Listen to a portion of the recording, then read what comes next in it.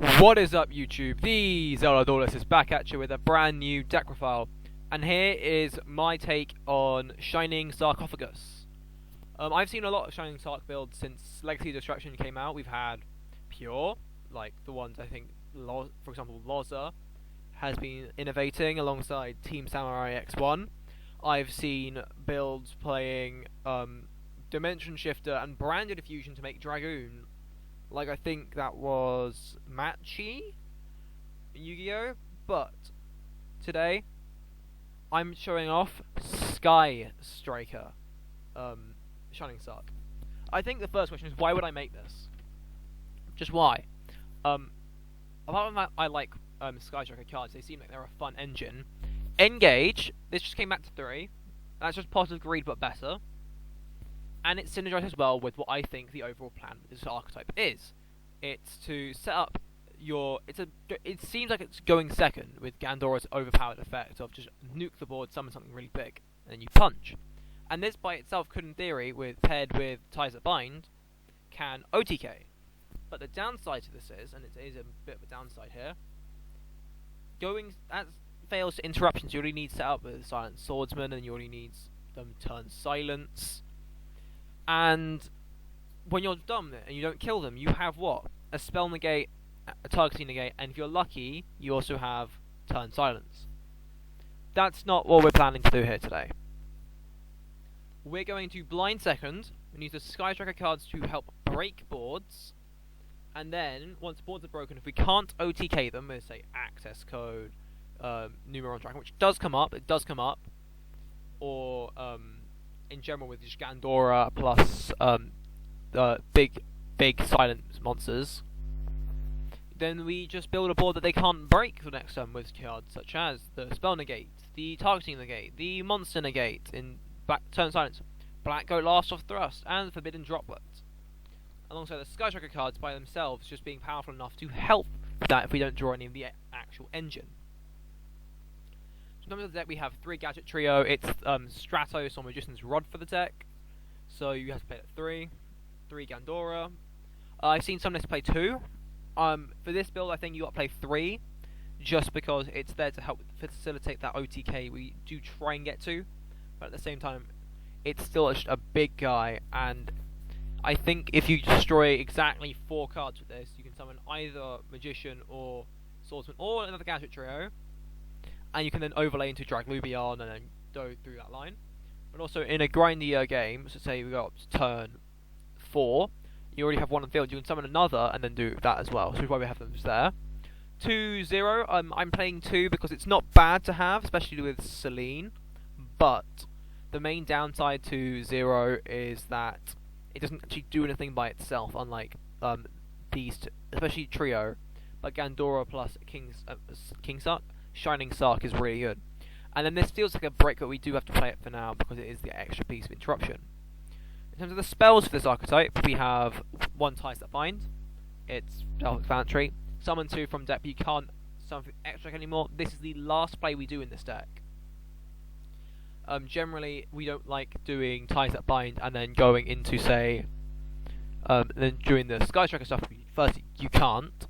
Secondly, we then can't also go into, say, Typhon, or we can't go into Selene or Lina or Heater or Dark.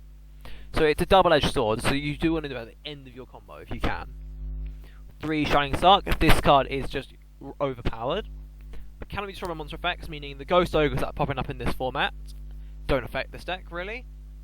And add any cards that mention Shining Sarc. So if you want to add, say, Gandora, and you've not used your search, you've not already searched with Future Silence, you can go Shining Sarc, search Future Silence, pass priority to see their draw. They chain draw, just chain this, search Gandora, or chain this in general. It's very powerful. And we have 1 turn silence. I've been thinking of upping it to 2 actually, because into Tenpai, it's just so good because it skips the battle phase. Meaning Tenpai's linear combo line doesn't go off, and then you just kill them the next turn. In terms of the Sky Strikers, we have 3 engage. It's at 3. It's Pot of Greed, but better. Why wouldn't we play this? It's can get us into a free body, it can get us into a destruction, it can get us into a negate, it can get us into shark cannon. It's just super, super good. We have one Widow Anchor. This is it's just imperm. But it can also work like change your heart. So do remember that because it can come up. We have one Afterburners to just pop a monster, which is great into stun. I've not lost a single game into stun with this deck. And with 3 or more spells in the grave, we just pop another spell, so it removes a floodgate at the same time. 2 Shark Cannon. Again, it's something I might bring up some more copies instead of maybe the Black Goat Laughs or Lightning Storm, because it does come up into decks such as Branded Despia or into decks such as Snake Eye, which you can then take against Branded. You stop the Gimmick Puppet Lock with this, which is very powerful. And then to Snake Eye, this stops if you have at least 2 level 1s and you destroy Flambers, you remove that. Dunzo. They have multiple, you need both unfortunately, but even then you can just take a body and link it off into your powerful link monsters. And 1 Hornet Drones. It's at 1, we play it at 1. And it's just a free body. It is literally a monster. It's a dart monster. So this, typically you'll go engage, add Hornet Drones, and you go Hornet Drones, make Kagari, either add back Hornet Drones or engage depending on the hand. So we add back Hornet Drones, you add back Hornet Drones, summon Hornet Drones, and you either have access to Dark or Heater there, depending on the matchup. And Heater does actually come up, surprisingly enough, because Ash Blossom is rampant, and it's a fire meta. So Heater plus Snake Eye Ash turns into Selene. Selene gets spell counters, Selene summon 0, make access code. Then in terms of non-engine, we have 1 Change of Heart, 1 Duster, 2 Lightning Storm. Just powerful normal spells that come up with Thrust. Lightning Storm destroying spells and traps is what happens more frequently, so it's basically just 3 Dusters, but against a powerful Link deck, such as the Snake Eye, Viking Snake Eye specifically, this does come up a lot.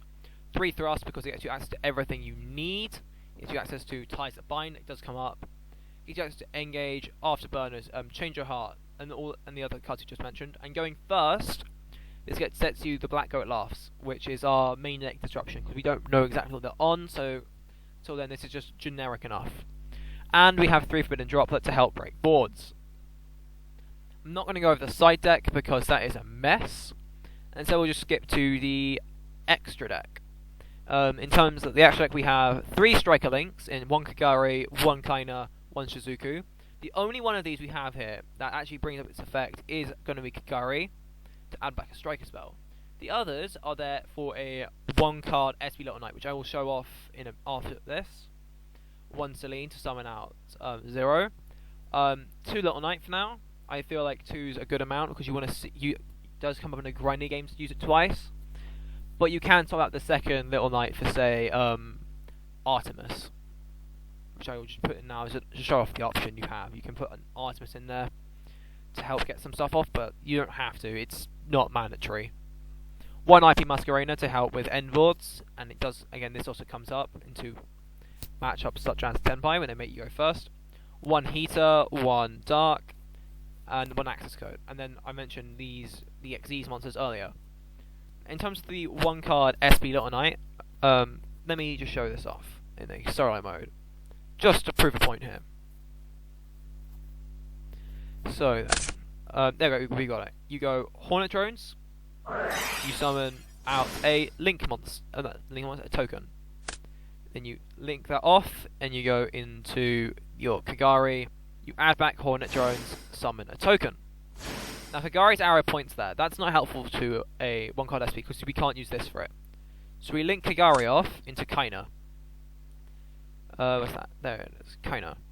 And then we can link this off into Shizuku.